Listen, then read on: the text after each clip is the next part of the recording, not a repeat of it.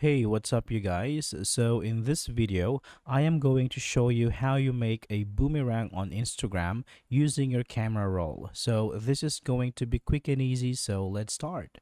So first here, let's open up Instagram. Now swipe to the left. Now tap on the plus icon and here tap on story. So here you can see the option that says boomerang. Let's tap on it. Now we can choose a picture or now we can choose a picture from now we can choose a picture or a short video from our gallery. Now let's tap in here.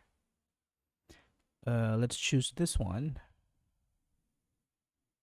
and tap on the boomerang icon in here and tap on done. Now this is how you can make a boomerang. Now, this is how you can make a boomerang on Instagram using your camera roll. So, thank you for watching, and I will see you next time.